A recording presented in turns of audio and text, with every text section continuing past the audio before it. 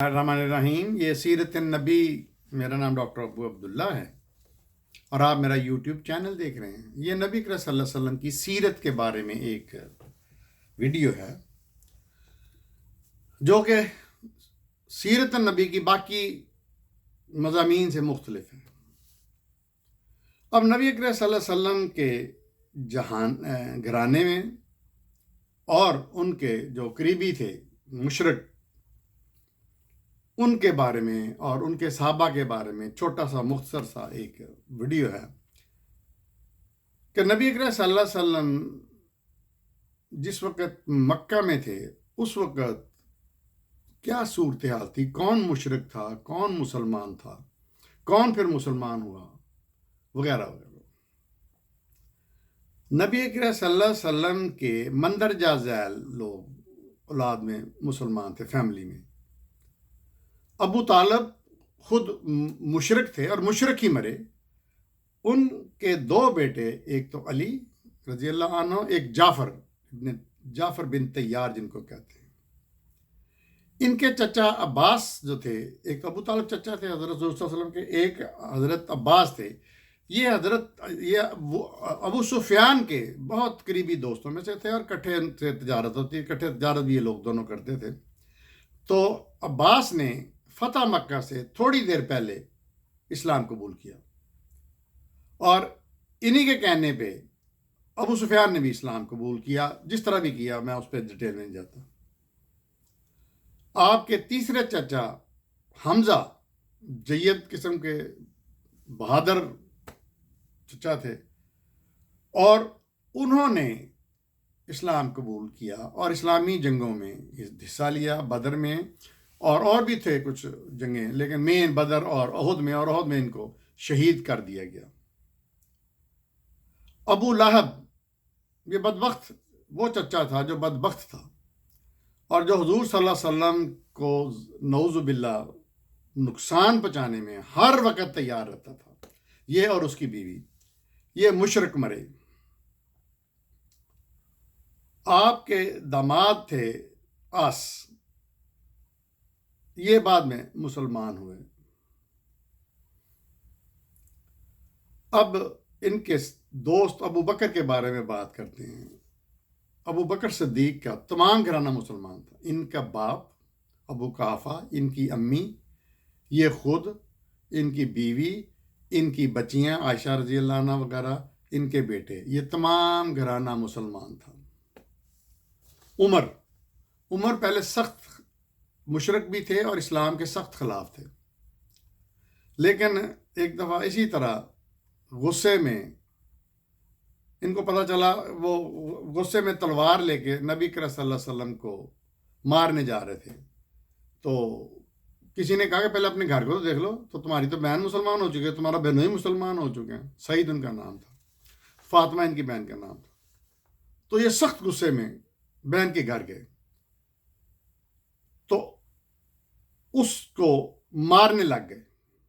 بہنوئی کو بھی مارا، لمبے چوڑے اسٹرانگ تھے، غسیلے تھے، بہنوئی کو بھی مارا، بہن کو بھی مارا۔ بہن لہو لہان ہو گئی، لیکن اس نے کہا کہ عمر، میں نے اسلام قبول کر لیا ہے اور ہم نے اسلام کو نہیں چھوڑنا۔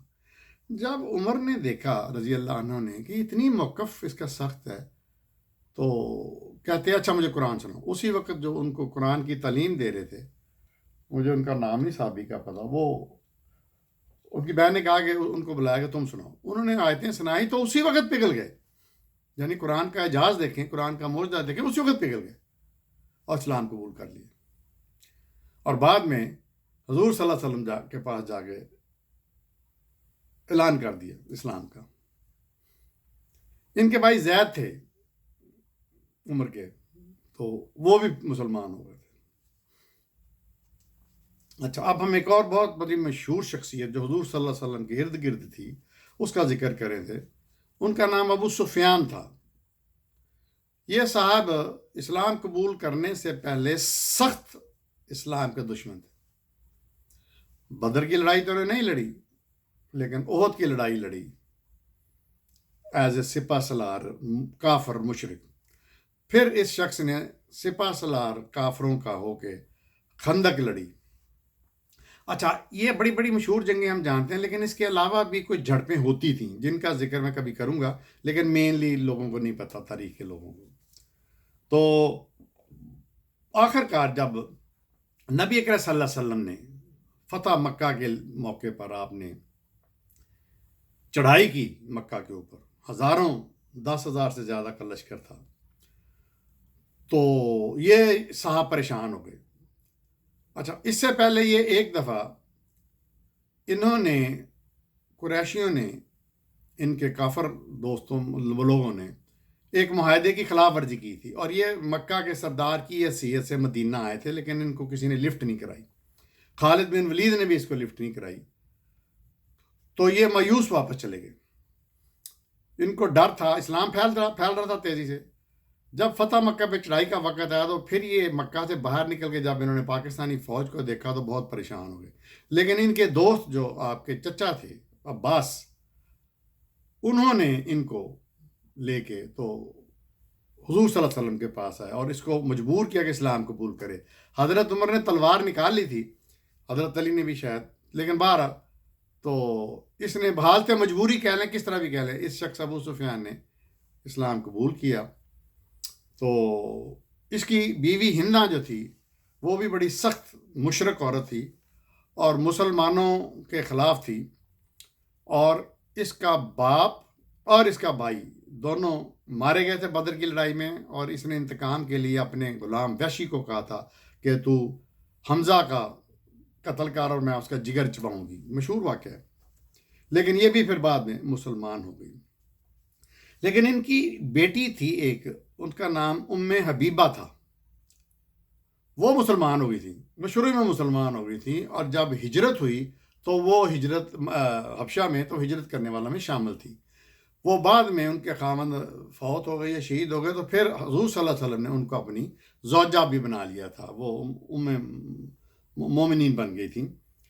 تو ان کا ابو سفیان کا جو سالہ تھا ابو حذیفہ، اگر میں صحیح کہہ رہا ہوں تو یہ بھی مسلمان تھے. تو ابو سفیان کا سسر ولید اور اس کا بھائی، یہ دونوں مارے گئے تھے بدر کی لڑائی میں. یہ پیش رہتے تھے مسلمانوں کے خلاف. تو جو ام حبیبہ کا میں بتا رہا تھا کہ ان کا خاوند عبید اللہ تھا، وہ مسلمان ہو گیا. یہ دونوں میاں بھی مسلمان ہو گئے اور حبشہ ہجرت کر گئے، لیکن وہاں جا کے وہ عیسائی ہو گیا. تو ام حبیبہ واپس آئی تو نبی کریم صلی اللہ علیہ وسلم نے ان سے نکاح کیا. اچھا، اب میں بات کروں گا کہ خالد بن ولید جیسے جید صحابی کے والد جس کا نام تھا ولید بن مغیرہ، یہ بہت ہوشیار جینیس آدمی تھا، لیکن یہ مرا کافر. خالد بن ولید پہلے بھی کافر مشرک تھے لیکن بعد میں مسلمان ہوئے. بدر کے موقع بعد میں مسلمان ہوئے. ابو جہل جو تھا بہت بڑا سردار تھا، یہ بدر کے مقام پر مرا، مشرک ہو گئے. لیکن اس کے بھائی عیاش تھے، انہوں نے اسلام قبول کر لیا تھا. ایک اور آپ کے قریب مکہ میں سردار تھا سہیل بن عمرو، یہ پہلے مشرک تھا، اور اس کے دو بیٹے ابو جندل اور عبداللہ، یہ دونوں مسلمان ہو گئے تھے. تو اس نے اپنے بچوں کو بیڑیاں پہنائی تھیں کہ تم کیوں مسلمان ہوئے. بعد میں فتح مکہ کے بعد یہ صاحب بھی مسلمان ہو گئے. تو اس لیکچر کا مقصد کیا ہے؟ اس لیکچر کا مقصد یہ ہے کہ اسلام آسانی سے نہیں پھیلا تھا. رشتہ داروں میں کوئی مشرک تھا، کوئی مسلمان تھا، کوئی کافر تھا، کوئی مسلمان تھا، باپ بیٹا یہ وہ. تو اس سے پتہ چلتا ہے کہ اس وقت کے حالات کیا تھے قریش کے اور مسلمانوں کے. دیکھتے رہیے میرا چینل ڈاکٹر ابو عبداللہ.